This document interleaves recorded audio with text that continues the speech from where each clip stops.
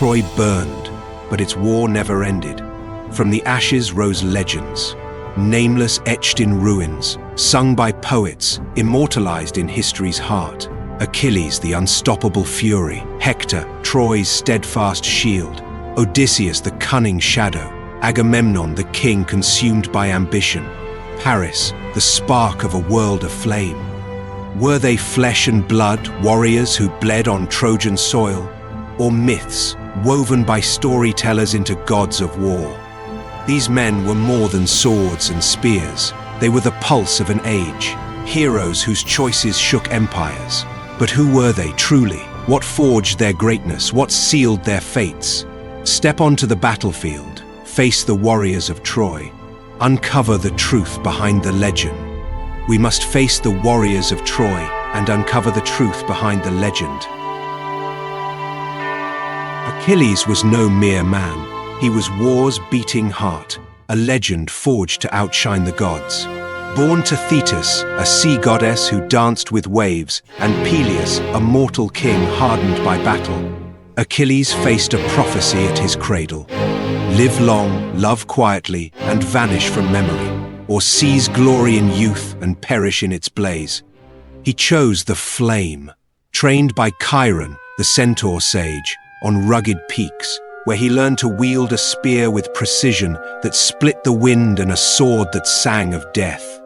His body was a weapon, his spirit a furnace of ambition. Tales cling to him like shadows. His mother, desperate to defy fate, plunged him into the river Styx, its dark waters granting near invincibility, save for the heel where her fingers held tight. Some scoff, saying his power was no gift but raw skill. Feet that outran deer, hands that shattered shields, a mind that saw victory before blood was spilled. Truth or myth, Achilles was a force no army could withstand. When Greece rallied for Troy, he joined not for Helen's honor or Agamemnon's greed, but to carve a name that would echo beyond the grave. For 10 years he was Troy's nightmare. His bronze armor, whispered to be forged by Hephaestus's divine fire, flashed like a comet across the plains, scattering foes with every stride. He fought for himself, not kings, each killer brick in his monument to fame. Armies fell, their screams swallowed by his shadow, until Hector, Troy's unyielding prince, dared to challenge him. The spark was Patroclus, Achilles' anchor, his brother in soul, perhaps in love, a man whose laughter tamed the warrior's fire. When Patroclus donned Achilles' armor to rally the faltering Greeks, Hector struck him down, believing he faced the champion himself. The news broke Achilles' grief twisted into rage, a fury that burned cities in its gaze. He swore an oath by the gods. Hector would die, and no wall would shield him. Clad in new armor, radiant as dawn, he stormed the field, his chariot wheels churning earth to mud. Thrice he chased Hector around Troy's ancient walls, the city's breath held hostage. Their clash was no duel, but a reckoning. Achilles' spear found Hector's throat, a clean strike that silenced Troy's hope.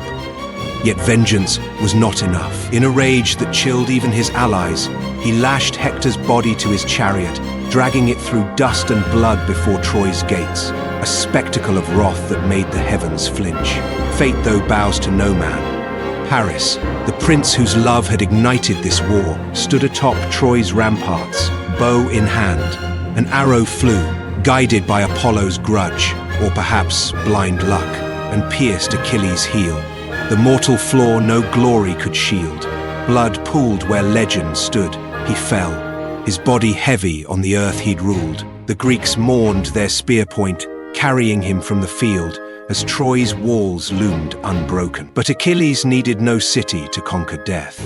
His name became a beacon, a story of glory bought with rage, of a man who challenged fate and paid its price. Why does he linger in our tales? Because Achilles was no god, but human, flawed, fierce, fragile. He showed us ambition's edge, love's cost, and the shadow of choices we cannot unmake. His war was Troy's, but his story is ours.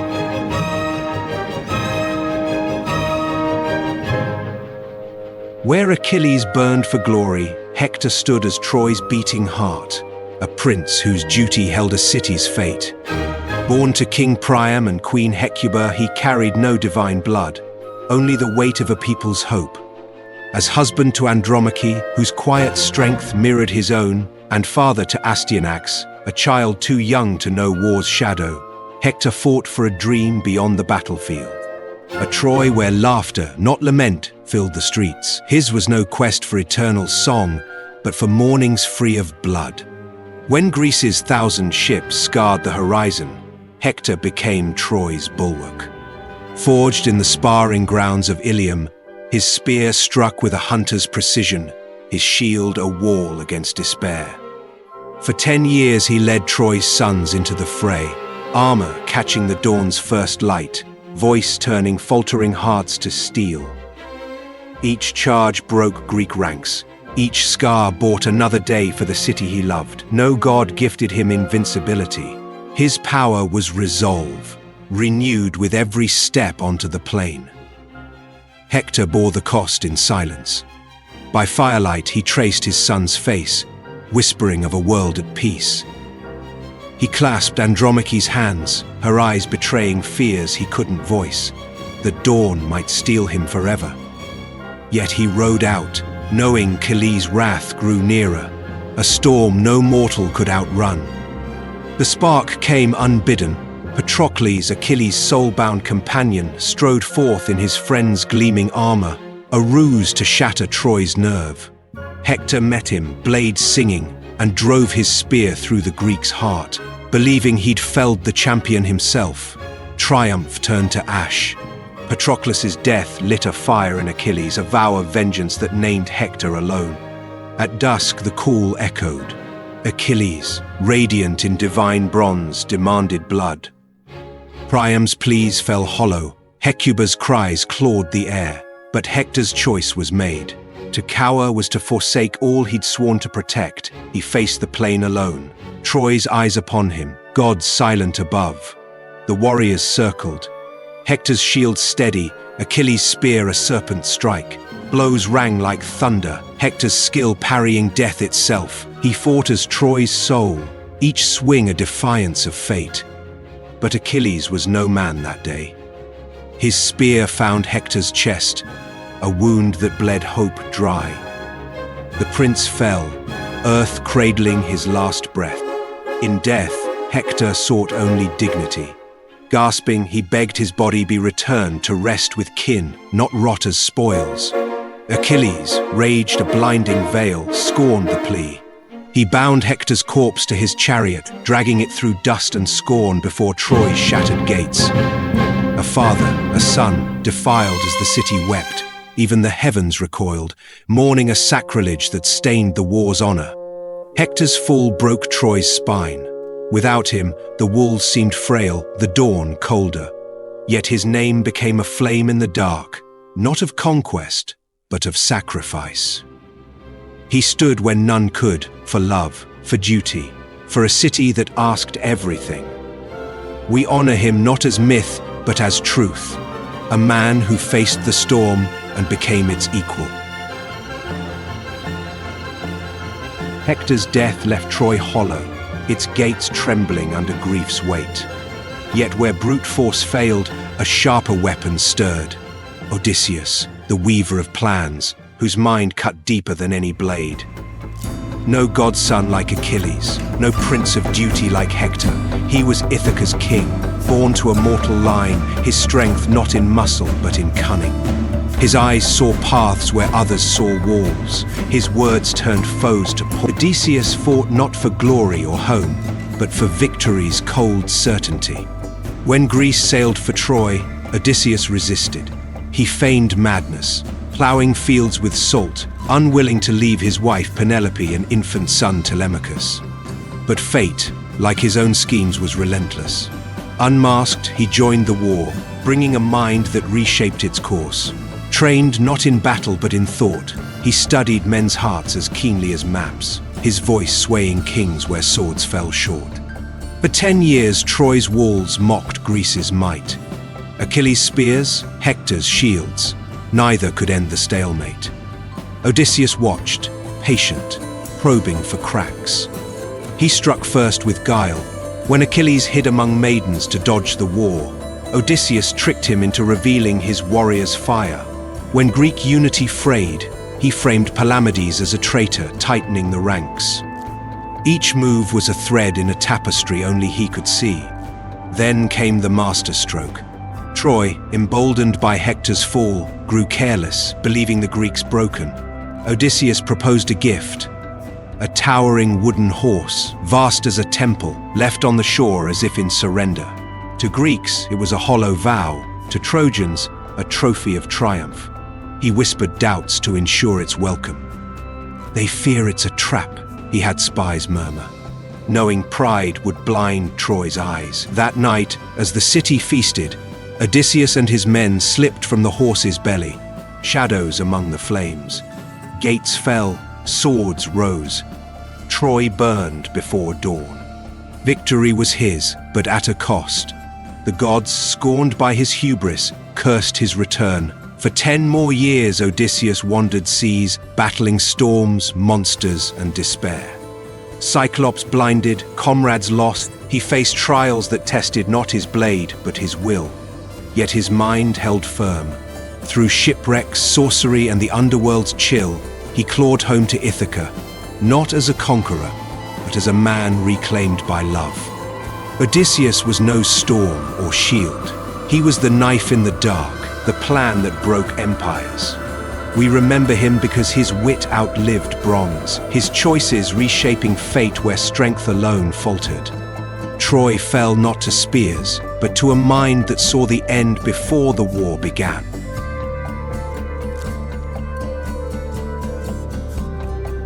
Odysseus' cunning broke Troy's walls, but it was Agamemnon who claimed the war's crown. A king whose ambition cast a shadow over Greece itself. Lord of Mycenae, his blood ran mortal, not divine, yet his will rivaled the gods.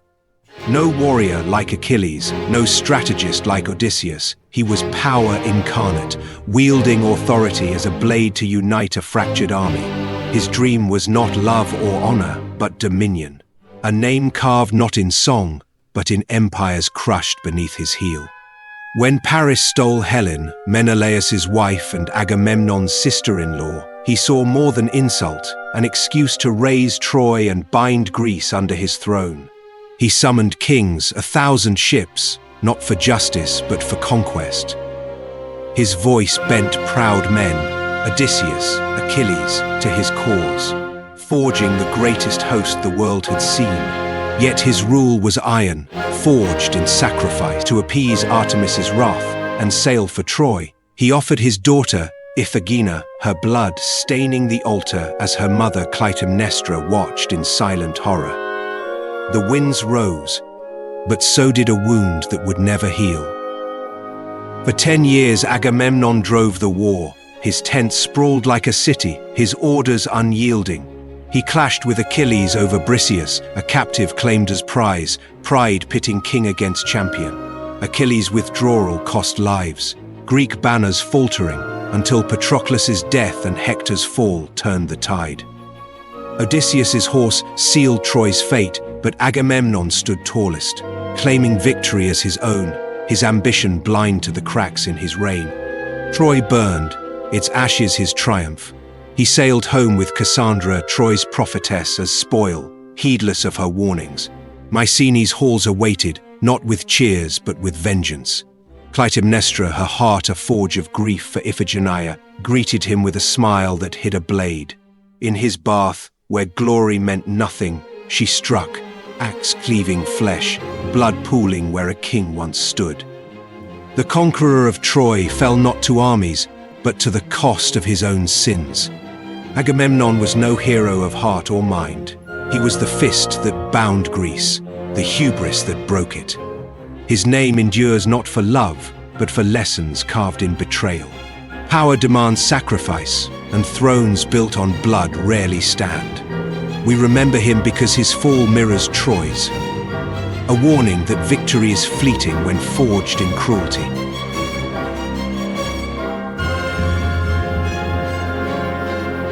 Agamemnon's blood-stained Mycenae's halls. A king undone by his own ambition, yet the war he waged began with a single act, a choice by Paris, Troy's prince, whose love set empires ablaze. Son of Priam and Hecuba, he was born under a shadow. Seers foretold he'd doom Troy, a curse so dire his father ordered him abandoned on Mount Ida's slopes. Fate, though, is a stubborn thread. Shepherds raised him, ignorant of his royal blood, until the gods themselves summoned him to their game.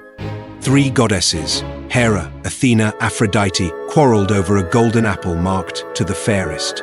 Zeus, unwilling to judge, chose Paris, a mortal untouched by their schemes. Each offered a bribe. Hera, kingdoms vast as seas; Athena, wisdom to win any war; Aphrodite, the love of Helen, beauty unrivaled. Paris, young and swayed by desire, chose Aphrodite, sealing Troy's ruin in a heartbeat. Love, he learned, carries a blade. Helen, queen of Sparta, wife of Menelaus, was no mere prize. She was a fire that drew men to ruin.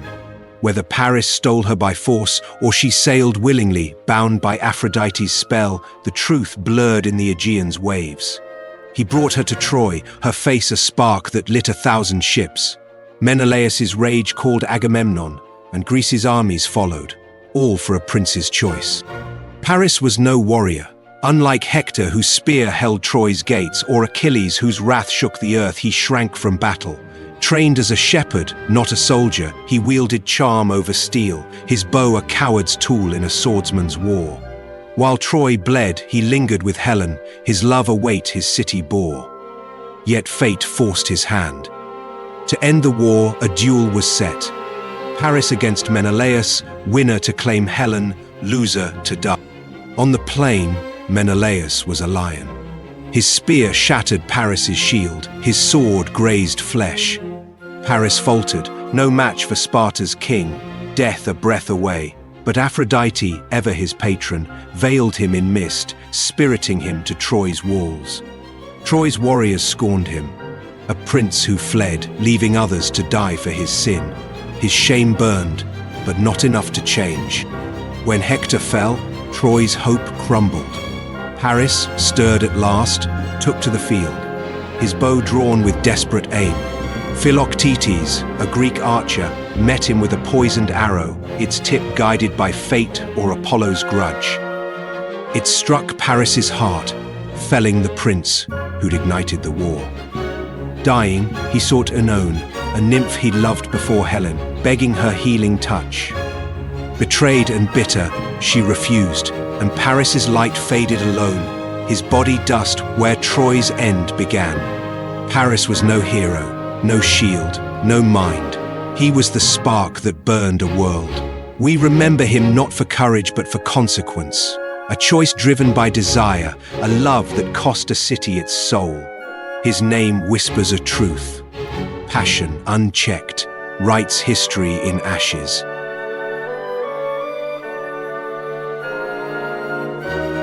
Paris's choice sparked the flame and Troy burned. Its walls crumbled, its people scattered, its name seared into eternity.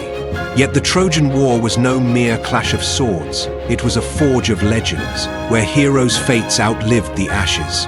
Achilles' spear, Hector's shield, Odysseus' cunning, Agamemnon's crown, Paris's love. Each carved a mark deeper than stone. But when the fires died, did their stories end? Or did the war's echo ripple beyond the battlefield? Troy's embers held secrets.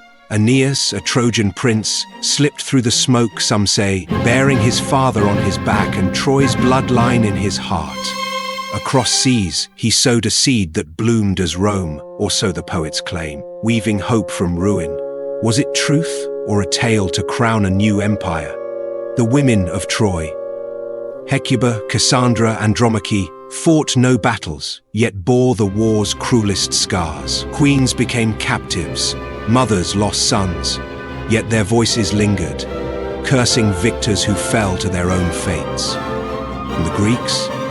Their triumph was no end. Odysseus, cursed for his hubris, faced seas alive with monsters, his mind his only shield. Agamemnon's throne drowned in blood, Clytemnestra's axe its judge. Menelaus reclaimed Helen, but found only a shadow of the love he'd chased. Achilles and Paris lay dead, yet their choices haunted the living, shaping a world remade by war. Why did it matter? Was it love, power, vengeance, or the gods' cruel game? The heroes were mortal, flawed, fierce, broken, yet their names defy time. Troy fell, but its story rose, a mirror to our own struggles, our own costs. Join us in episode 7, where we chase the war's shadow, the empires born, the survivors' paths, the myths that built our world. For Troy burned, but its legacy is only beginning.